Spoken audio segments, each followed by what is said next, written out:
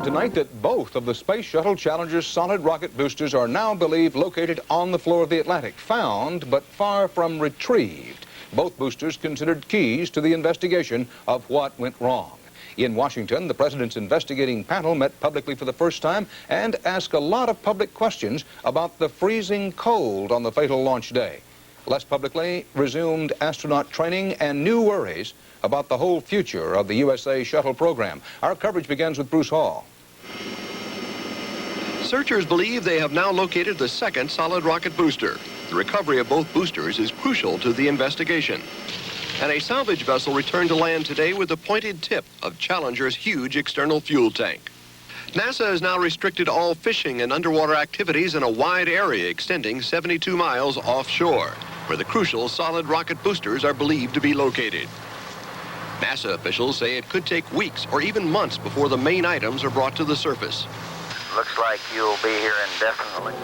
NASA is going to conduct an extensive underwater survey before attempting the difficult task of lifting them. This steering business that we're into is a very demanding. Engineers fear the boosters may have broken into many pieces. That is what happened in June 1982, when these two boosters malfunctioned and sank. But NASA is determined to retrieve whatever parts they can from Challenger's boosters. Bruce Hall, CBS News at the Kennedy Space Center.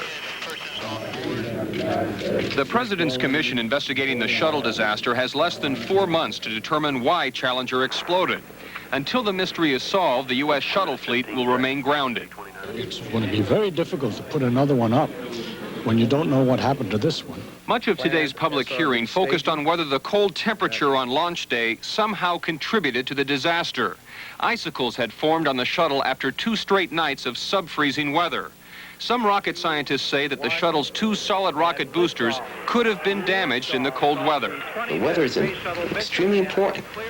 By launching in those conditions with that fuel, with its track record, with their knowledge, I feel that was poor judgment. I felt that was assuming too great a risk. NASA officials say prior to the fatal launch, they asked the manufacturer of the shuttle's solid fuel, Morton Thiokol, about the impact of the freezing weather. And Thiokol recommended to proceed and launch. Morton Thiokol officials had specified that the solid fuel rocket should not be used if the fuel temperature drops below 40 degrees. NASA officials admitted today that they had to guess the fuel temperature on launch day. Just by calculation. We don't have any measurement. No instrument. No. There had been some speculation that if Challenger's crew knew that their shuttle was in trouble, they could have attempted an escape. But today, NASA officials say that regardless of any warning, Challenger was doomed. And it's thought to be unsurvivable. The commission faces a tough task. Today, even Nobel Prize-winning physicists were having problems understanding NASA's complicated language. On the chart it says first flight of OV-099. Yes, sir. OV-99 is Challenger. Tomorrow, the commission begins secret hearings, and the public may not hear from its members again until they can answer the question, what went wrong? Peter Van Sant, CBS News, Washington. 6 days after the destruction of the Space Shuttle Challenger, astronaut Bonnie Dunbar still in training for the mission she would have flown on the Challenger in September. Why? Because Dunbar's mission is suddenly part of the massive juggling act NASA has been forced into performing, with a quarter of its shuttle fleet gone and a minimum of 120 days lost to its launch schedule. The stakes are overwhelming as shuttle users jockey for a place in line whenever the 3 remaining shuttles start flying again. The American Satellite Company will have to pay $20 million more for insurance if the January '87 launch date for its second communications satellite aboard Columbia slips past May. An alternative, the French Ariane. NASA, I'm sure, would not like a commercial satellite used for the domestic USA to be launched by Ariane. The 3M Corporation, 3 missions into a 10-year multi-flight commitment to the Space Shuttle program, has seen promising results from its crystal growth experiments and is worried. I cannot go to the board of directors of 3M Corporation and say, well, I may fly once here and once 2 years from now. That's not a program. A third of this year's shuttle payloads were to have been launched for the Department of Defense. Now NASA has to decide if the military has priority over paying customers. And take the Ulysses project, a scientifically important sun probe that must be launched by the beginning of June or its experiments can't be carried out. There is a chance either Ulysses or an equally important Jupiter probe called Galileo could launch on time. One or the other, not both.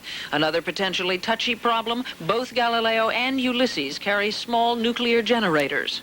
But today, NASA officials insisted the generators could survive an explosion like the one that destroyed Challenger. And even if they didn't, any resulting radiation would not be dangerous.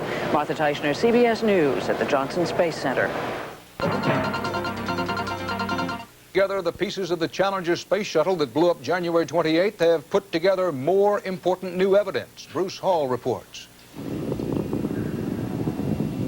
In the first hours after the explosion, there was doubt that any remains of the astronauts would ever be recovered. However, over the past few days, searchers have recovered some of the remains. They are being sent to Patrick Air Force Base Hospital near Cocoa Beach, Florida, where a spokesperson said they would have to be sent to another hospital for formal identification. A NASA official said, quote, "We have no identifiable remains," unquote. Heavy fog hampered search efforts today, and the Coast Guard decided to end the hunt for floating debris from Challenger. We have our gear on the bottom. But despite the fog, NASA ships continued their search of underwater areas now littered with tons of wreckage from the shuttle. They use sonar sweeps. I can't identify them. They're in the poor visibility here, but there's a whole lot of echoes around me. Meanwhile, the director of the Kennedy Space Center today gathered employees together to tell them to try to put the tragedy behind them. I am convinced that we'll be flying again probably sooner than we think right now. Smith repeated the words of an unidentified 92-year-old caller to NASA, saying the Challenger has been lost, but not the challenge. Bruce Hall, CBS News at the Kennedy Space Center. This is the CBS Evening News. Dan Rather reporting. Documents indicating that some NASA officials knew for months about safety concerns that a reused shuttle booster could crack open a seal in mid-flight, kill a crew, destroy a shuttle. Bob Schieffer begins our coverage tonight of the search for answers and the new questions 2 weeks after the fall of Challenger. When space agency officials arrived for today's closed-door hearing, they came bearing documents. The investigating panel ordered them to bring in all reports and memos that have raised safety questions about Challenger's rocket boosters. As the panel itself convened, sources told CBS News several of its members had been outraged to learn this weekend that concerns about booster safety had apparently been raised as early as 9 months ago. Panel Chairman William Rogers didn't accuse NASA of a cover-up, but emphasized he wants the information released to the public. I think they're going to give us all the information and it will make it public. Sections of the shuttle booster rocket are sealed together with huge rubber rings, and some of NASA's own analysts warned in reports last year that the rings were eroding in flight, and that if they gave way, could trigger a catastrophe. Unaware of the memos, the investigating panel did not get that information when it questioned NASA officials last week. Today, 3 NASA sources told CBS News the warnings were never passed on to the NASA flight director or the crews who flew the shuttle. As the presidential panel tried to find out today who in NASA did know of the memos and what, if anything, was done, a congressional committee promised an even broader inquiry this summer. Is there some management problems that developed into the system? Is there a morale problem? Are people overworked? Is there too much push to launch where safety may have been sacrificed in that process? We're not making those allegations. We want to make sure that there's a broad review of the entire situation so that we will never find ourselves back in this situation again. A lot more about all of this should become known tomorrow. The Presidential Investigating Panel is holding a public session, and NASA has scheduled a news conference. Bob Schieffer, CBS News, Washington. When President Kennedy said in attempt for today, April 1981, a computer problem halts countdown just minutes before the launch of the first shuttle. The pattern begins. November 81, a fuel cell fails in space, limiting power, and cuts the shuttle mission short by 2 days. December 1983, a computer and navigation device quits as the astronauts try to come home. The landing is delayed 8 hours. It is finally safe, though the landing gear is threatened. Brakes and power units briefly burn. June 1984. The main fuel valve fails to open on one engine. Takeoff is aborted 4 seconds before solid rockets are to be ignited for liftoff. July 1985. One of the shuttle's main engines shuts down minutes after liftoff. The craft limps into lower than standard orbit. Crew's been instructed to abort to orbit. Not all are serious mishaps, but seen together, lots of questions about workmanship, leadership, and scheduling. Questions about NASA's record with the shuttle program, even before Challenger was rolled out for that last tragic trip. Was the program being pushed too far, too fast? If so, what was the hurry? David Martin sorts out some of the pressures on NASA to perform. The liquid hydrogen tank. NASA before the Challenger disaster, gearing up for its most ambitious launch year ever. 14 shuttle flights and the opening of a new complex in California. What I do see is a space program that's getting to have more facets, it's getting more dynamic, and that certainly has placed more demands upon NASA. A NASA advisory panel on safety warned there were perhaps too many demands, that an agency dedicated to research and development was, quote, likely to fail in its efforts to make the shuttle commercially competitive. Reducing the turnaround time between missions was the key to a launch schedule supposed to make the shuttle self-supporting by 1988. But weather and machinery frequently did not cooperate. The kind of routine delays that will happen and have happened will add to the cost of the mission. They can cause snowballing, if you wish, and delay future missions. Added costs at a time when the space shuttle is competing with France's unmanned Ariane system for the business of carrying the world's satellites into orbit. Delays at a time when the shuttle's #1 paying customer, the Pentagon, is already demanding a rocket system of its own to carry crucial military payloads into space. NASA offered one thing the others couldn't: man in space. But did NASA's determination to make man in space competitive with unmanned rockets drive it to run risks it shouldn't have? NASA would like to be able to meet launch dates, but I am not aware that they would have ever even considered sacrificing safety in order to meet launch dates. In fact, what you hear is the opposite. You hear complaints about NASA delaying too many times because of weather considerations or some other factors. Most experts agree that NASA would never knowingly compromise the safety of its shuttle crews. The real question is whether in its drive to compete, NASA simply failed to recognize a critical safety factor. David Martin, CBS News, the Pentagon. It's official today. NASA is scrubbing the next 3 civilian shuttle flights, all 3 put off indefinitely because of the Challenger tragedy. Included in the indefinite hold, space shuttle packages that would have probed Jupiter, our own sun, and Halley's Comet. The U.S. Air Force, for the record, is continuing preparations for a military shuttle launch in July from its new spaceport in California, but on background, not for attribution, one Air Force official says, and I quote, "You're not going to see us make the first launch of a shuttle after the Challenger's loss," unquote. More sonar sweeps, more remote control submarine searches for debris and clues off the coast of Florida today. Also at sea, the Independence, the NASA ship designed to retrieve and tow the shuttle's 2 solid rocket boosters to shore after a normal launch so they can be retooled and reused. The Independence is equipped with a deep diving drone, and today it's 40 miles east of Cape Canaveral to try to retrieve the right side solid rocket booster, prime suspect in the destruction of Space Shuttle Challenger. CBS Evening News, Dan Rather reporting. Shuttle's reusable solid rocket boosters had a built-in safety problem. Privately, CBS News has been told of just raised new safety questions about the shuttle's newest rocket boosters to come off the assembly line and possible safety problems at the shuttle's brand new launch pad in California. Also, CBS News has been told that NASA now may be investigating the possibility there were booster rocket close calls in midair on previous shuttle missions. Bob Schieffer begins our coverage tonight of the latest in the search for answers. As the panel convened, its chairman, former Secretary of State William Rogers, seemed bent on playing down leaked NASA documents, suggesting that NASA officials had been warned by their own analysts last year that there might be a safety problem with the Challenger's rocket boosters. Because it's not unusual in an agency like yours to have employees make critical comments, suggest dangers that might be involved in the program.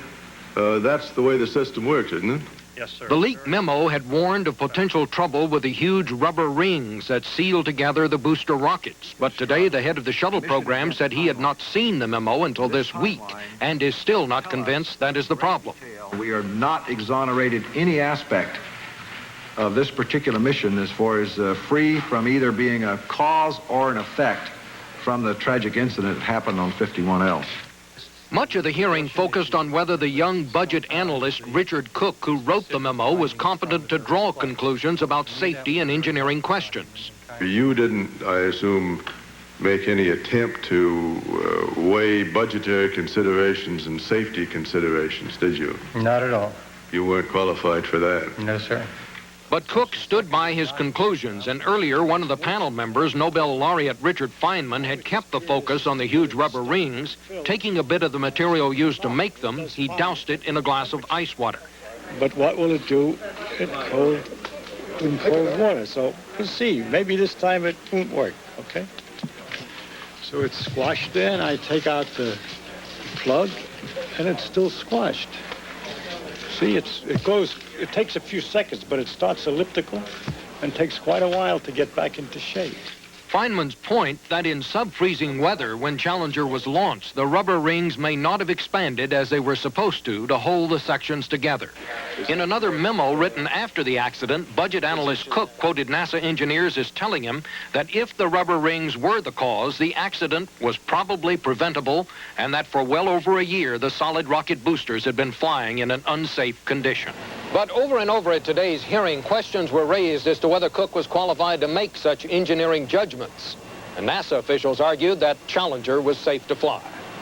Bob Schieffer, CBS News, Washington. CBS News in Houston has learned that NASA investigators now have asked for copies of NASA's own videotape and film of 2 previous shuttle launches. NASA officials give no formal explanation, but a close look at those pictures does raise new questions. Specifically, do they show flame plume abnormalities with the solid rocket boosters similar to those thought by many to be responsible for destruction of the shuttle Challenger? Standing by for solid rocket boosters. November 1985, barely 2 months before the fatal mission, the flight of Atlantis. And we have solid rocket booster separation. Just after the routine separation of the solid rocket boosters, a second plume of flame, not seen during normal launches. Now, was this a leak? Was it late enough into the flight that the fuel was used up and there was no explosion? August 1984, as the Discovery streaks toward orbit. Again, what appears to be gas venting from a solid rocket booster. Then, bright flames. Again, very unusual. What happened that day? We don't have answers to the new questions raised by those photographs. Tonight, NASA refuses to say whether it has the answers. Defense Department correspondent David Martin this evening has been told of more and new safety concerns about to be made public concerning shuttle equipment on the ground and in the air. New solid rocket boosters designed to replace the ones suspected of causing the Challenger accident have failed an important stress test, according to members of a NASA safety panel. Just as suspected with Challenger, the failure, which happened last fall, was located near a seam where the sections of the rocket booster come together. In a report due out tomorrow, the panel of outside advisors warns NASA it is not safe to use these new boosters without further testing. But a test scheduled for this week has been postponed because of the Challenger accident. The new boosters are made of a tightly wound carbon filament, which is much lighter than the steel casing on the current shuttle boosters. Missiles like the MX have been built with filament casings for years, but the MX weighs 195,000 pounds compared to the shuttle's 4.5 million pounds. The first shuttle flight using the new boosters is scheduled for here at California's Vandenberg Air Force Base in July. This new complex figures in several other potential hazards identified in this and earlier reports by the safety panel. One is the launch platform itself. At the Kennedy Space Center in Florida, the platform is mobile and made of steel, which bends under the enormous weight and thrust of the shuttle. At Vandenberg, the shuttle will lift off from a solid concrete platform that will not bend and requires special springs in order not to overstress the rocket boosters. Another problem with Vandenberg is a shortage of launch crews. Many of the launch personnel will be brought in from Florida, and panel members say that raises questions about how familiar the crews will be with the peculiarities of the Vandenberg site. Panel members also worry about the toll the added workload will take on the performance of the crews. Panel members stress they are not accusing NASA of being unsafe. Instead, they are raising concerns about what one panel member said is, quote, not the kind of situation you're terribly confident with over the long run. David Martin, CBS News, the Pentagon. CBS Evening News, Dan Rather reporting. Some places, but it's still packed a punch today from the Pacific coast through rain slick of the space shuttle calamity.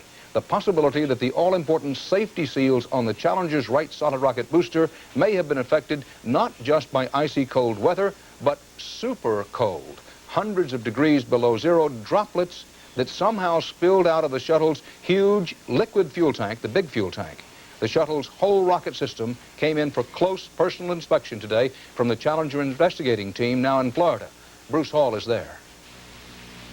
The Presidential Commission got its first close-up look at a section of a huge solid rocket booster and the fuel and O-ring seals, which have become the focal point of the investigation. Because we brought this immediately back in and started stacking so we could get ready for the next launch. The tour was held up for nearly 5 hours for a lengthy, unscheduled closed-door session, which Commission Chairman William Rogers called a very frank discussion on the icy weather conditions and the boosters. A very active meeting with a good deal of questions, back and forth, give and take, with both NASA personnel and THICO personnel about the issue of seals and O-rings. Aviation Week magazine reported today that NASA engineers say the critical O-rings may have been frozen by super cold fuel leaking from the external tank. The magazine said 90 minutes before the launch, an infrared sensor reported temperatures of 7 and 9 degrees on the right booster, well below flight safety standards. However, those low temperatures apparently were never reported to the launch team. Georgia Tech solid rocket expert Gary Flandreau says it appears that the small puff of black smoke seen 1 second after the launch could mean there was a crack in the O-rings or a break in the putty that surrounds the seal. It tells us that there was a rupture of some sort. The integrity of the structure had been violated right at the beginning of the flight.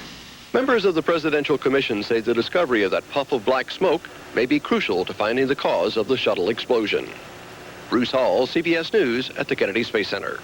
The shuttle tragedy is rippling through the American aerospace industry. One of the biggest ripples came late today at the Morton Thiokol facility in Utah, builder and retooler of the reusable solid rocket booster for the shuttle.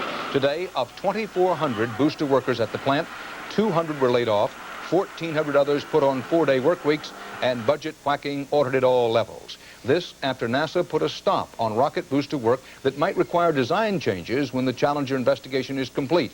The company's booster rocket contract with NASA is worth $380 million a year. The U.S. space shuttle is about to get more competition from abroad, already fighting for satellite launch dollars against Europe's unmanned, use once and throw away Ariane rocket. Britain today detailed plans for a super shuttle of its own, a reusable space plane that takes off and lands on ordinary runways. Operational, the British say, 1997. British Aerospace says it turned down U.S. military funding because it doesn't want to share the secret engine design. This is the CBS Evening News. Dan Rather reporting. Shuttle Challenger disaster may go beyond a failure of hardware to a failure of politicized bureaucratic judgment. Allegations from people familiar with NASA's go, no-go decision-making process on the fatal launch day. People who now have told CBS News the go decision for liftoff in frigid weather was a victory for bad politics over good science and engineering sense. Eric Ingberg has been investigating. NASA launched the Space Shuttle Challenger knowing the temperature was 10 degrees colder than many of its own engineers thought was safe. And serious charges were leveled today by engineers who worked on the shuttle, as one put it, that engineering judgments had been overridden by political decisions.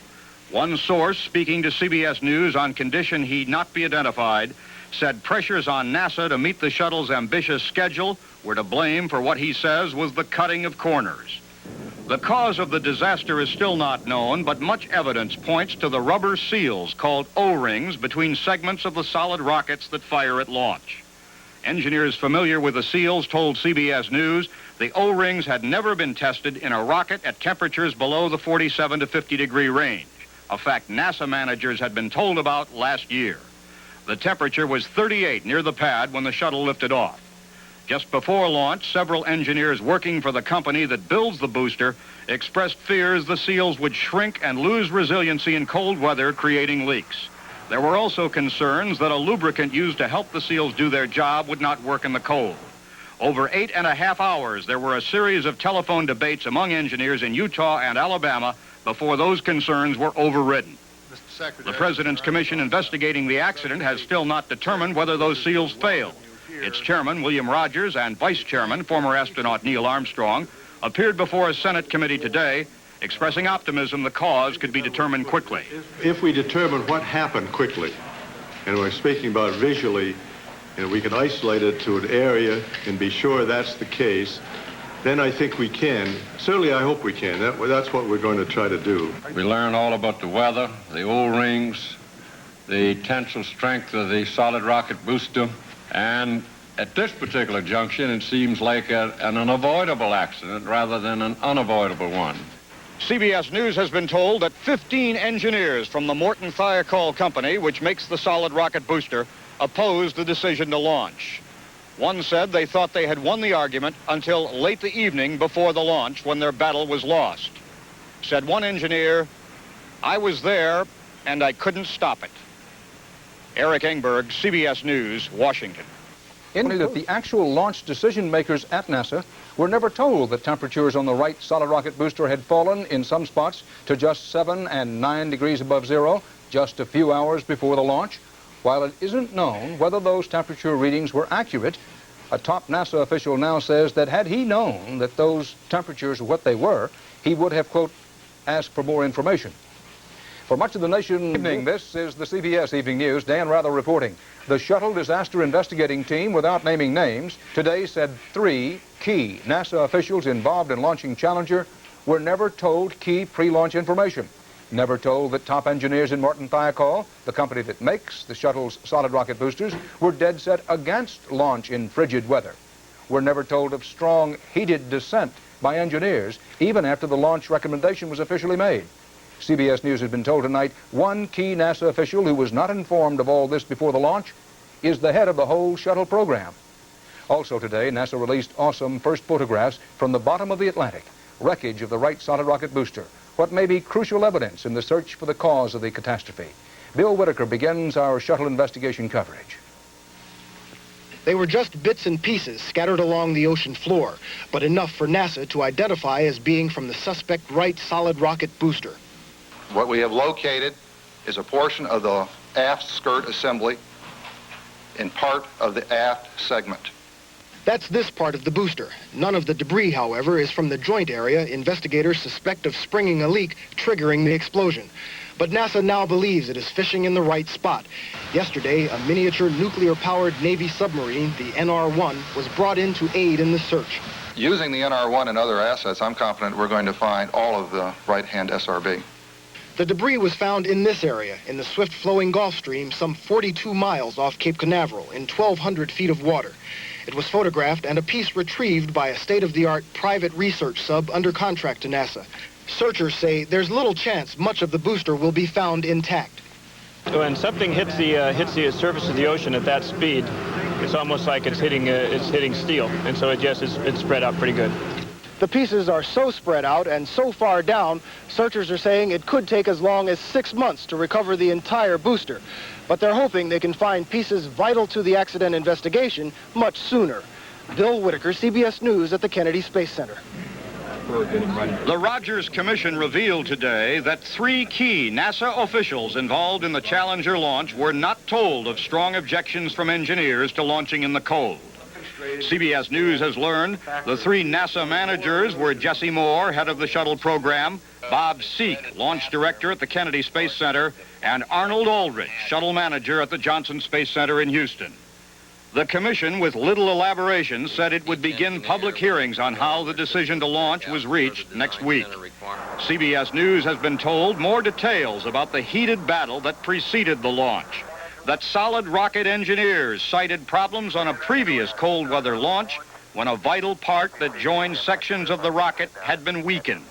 That was on the Discovery flight a year ago when seals in the solid rocket showed more signs of damage than engineers had seen before. They blamed the cold.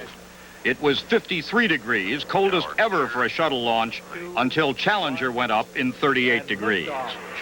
CBS News has been told that engineers for Morton Thiokol, which makes the rocket, argued the discovery problem raised safety questions for Challenger. According to sources, NASA officials, led by Lawrence Malloy, who oversees solid rockets, argued temperature was not the cause of the earlier trouble. One witness to the debate said Morton Thiokol did not want to be singled out as the cause of the delay. Although the SEALs are a prime suspect, it's still not known if they were the cause of the accident. At NASA's Marshall Center, engineers are trying to duplicate conditions that led to the explosion. Revelations about the pre-launch safety debate continue to spark comment. If we did fly outside the envelope of the equipment or something, then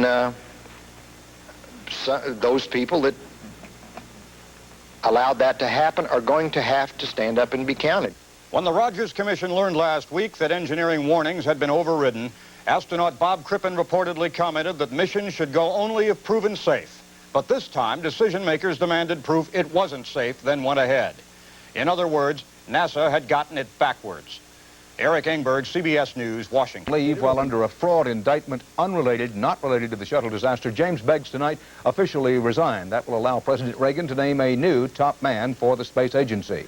The solid rocket booster company engineer who argued longest and loudest against launching Challenger in frigid weather and kept protesting even after his own bosses had reversed themselves and recommended a go for launch. Today the engineer went public. And he named names. Eric Engberg has the latest on the space shuttle investigation. The Rogers Commission heard evidence that NASA deviated from a long-standing safety-first policy and launched Challenger over strong objections from engineers who feared a catastrophe. Al McDonald of Morton Thiokol, which builds the solid rocket booster, told NASA the eve of launch that cold weather at the Cape would hinder a critical O-ring needed to seal the rocket's joints. In fact, I made the direct statement that if anything happened to this launch, told him I sure wouldn't want to be the person that had to stand in front of a board of inquiry to explain why I launched this outside of the qualification of the solid rocket motor or any shuttle system. When company engineers outlined their objections, one NASA official said he was appalled. Suggestions they wait for temperatures above 50, known to be safe, brought a rejoinder from NASA executive Larry Malloy. I believe it was Mr. Malloy made some comments about when we'll ever fly if we have to live to that. Thiokol's leading expert on the O-ring, who had warned last year a failure of the seal could lead to a launch pad catastrophe and death for the astronauts, testified the engineers were unanimous that night. There was never one positive pro-launch statement ever made by anybody. In the end, the commission was told Thiokol Vice President Jerry Mason ordered a subordinate to, quote, take off his engineering hat and put on his management hat, and company brass signed off on the launch, claiming the O-ring evidence was not conclusive. I think we've heard what the explanation you've given. I think the problem we're having, it's not convincing. Commission members, especially those with backgrounds in space, seemed incredulous NASA had not called a halt in the countdown. You know, every launch has a risk, but you take that risk because something must be achieved. Why couldn't you wait a day? As far as waiting a day is concerned, we wouldn't have gained any more information. Astronaut Sally Ride kept stressing that the O-ring, which lost ability to do its work in the cold, was a criticality 1 part, essential to safety. It sounds as though you were willing to allow erosion on the primary O-ring. The answer has to be yes. When the NASA witnesses begin testifying tomorrow, the big question they will likely confront from an aroused commission is, why the rush? Eric Engberg, CBS News, Washington.